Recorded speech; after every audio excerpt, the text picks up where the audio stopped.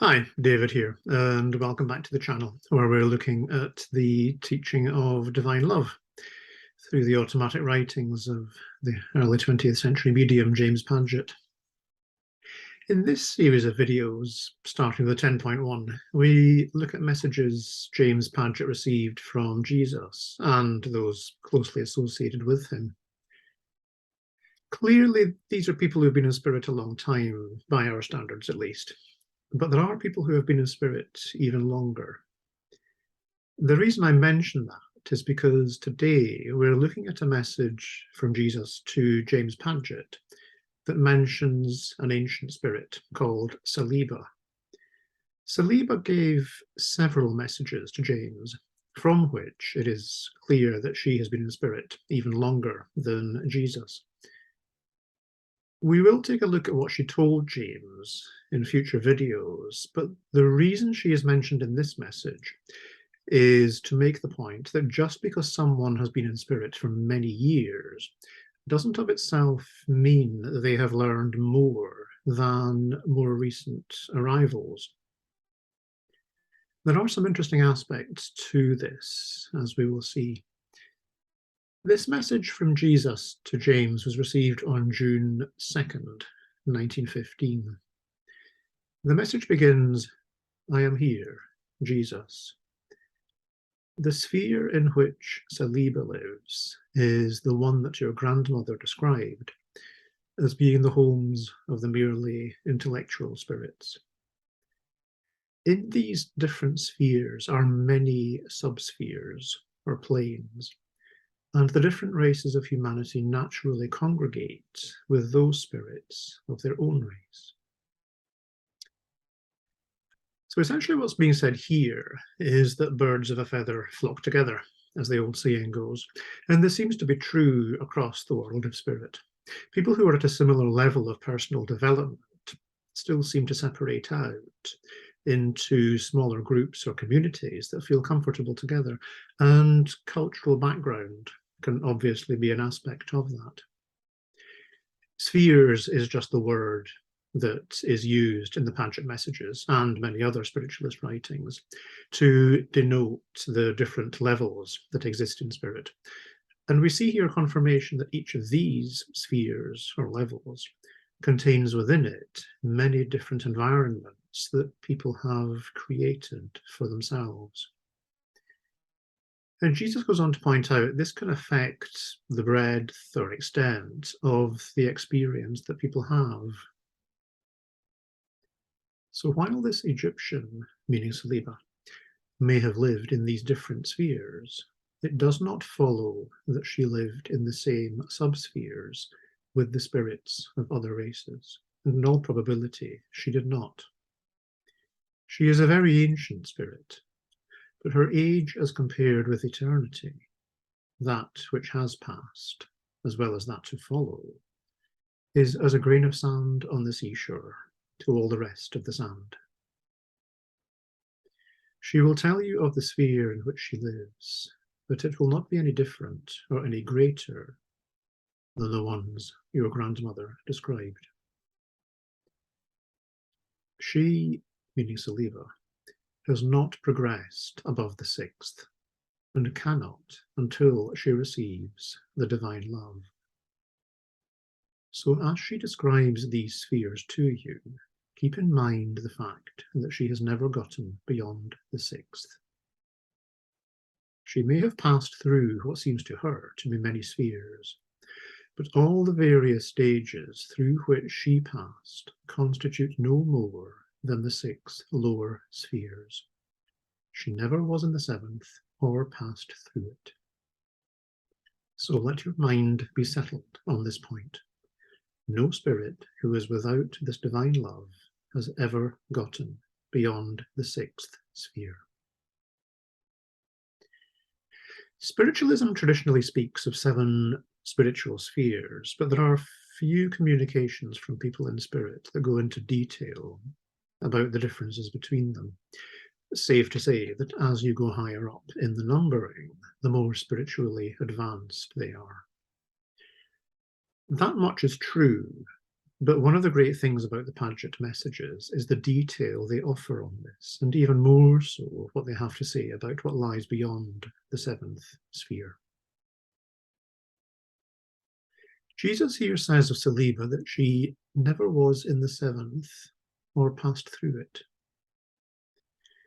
If it's possible to pass through it, what lies beyond it? Something must.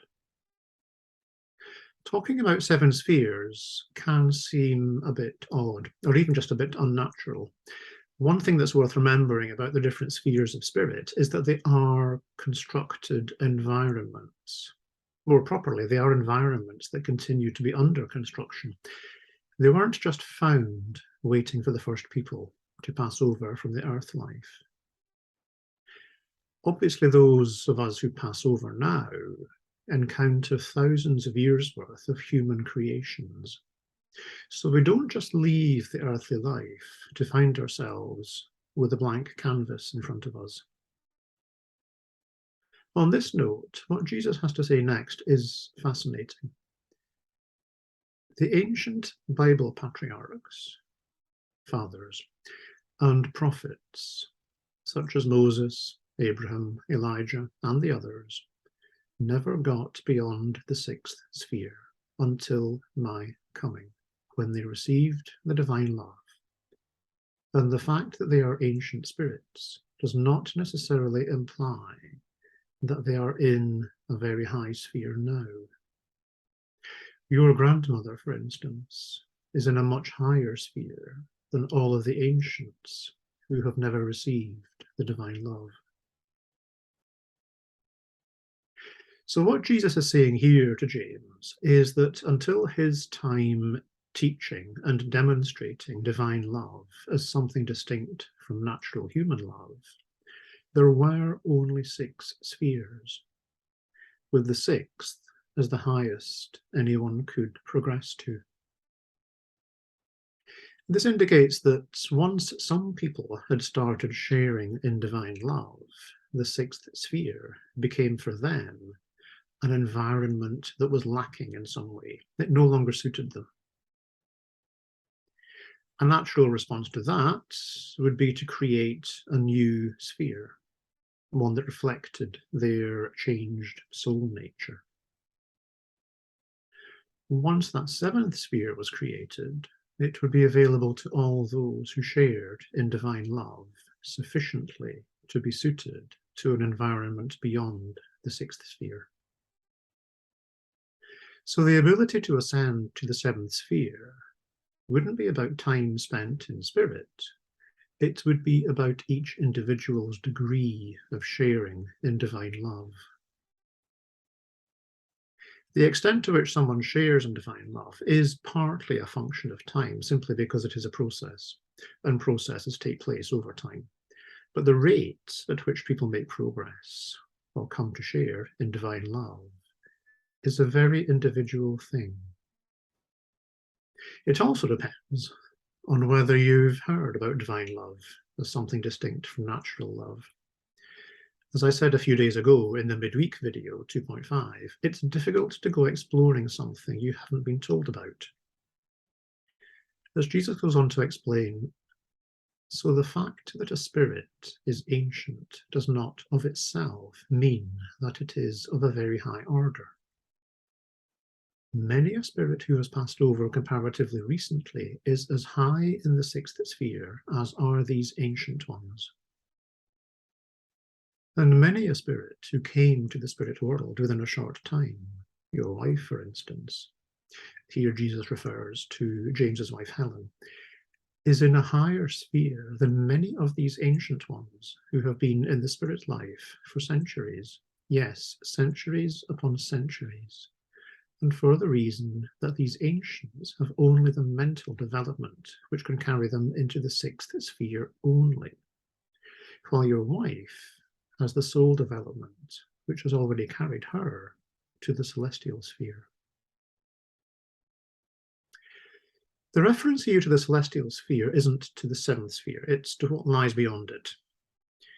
Judging by the Padgett messages, the seventh sphere seems to have become place of final preparation for the environments beyond it that are suited to souls who share fully in divine love, and who no longer have anything about them that is of a purely earthly nature. There are said to be 3 celestial spheres, beyond which there are not distinct spheres, but environments that blend with one another. That's the best way I can put it from what little I've learned about them. Anyway, that's a slight diversion. To get back to the message, Jesus goes on to say, "So do not think that because a spirit who comes to you may be an ancient spirit, it may be in a higher sphere, or can instruct you in those things which will lead you to God's kingdom, for it is not true." An ancient spirit, speaking again of Saliba, who came to you, is now seeking this love, meaning divine love, and she will receive it and progress higher as she develops her soul. But she will never get higher than the 6th sphere until her soul development fits her for the higher spheres. The mere fact that she has the mental development which enabled her to progress to the 6th sphere will not help her in any degree to progress above it. It's often said in the Padgett messages and others that the 6th sphere is one where great colleges of learning exist. Places of learning exist in lower spheres as well, naturally, but the 6th is where they are at their more advanced. Although Jesus speaks of mental development, what he refers to does encompass a wider development of one's awareness or ability to perceive and understand things. So it can include aspects of intelligence such as emotional awareness, for example.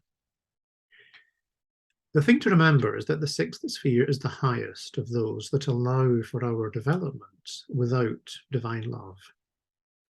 So the higher we go through the spiritual spheres, the more we would expect that there will also be development of the natural human ability to love.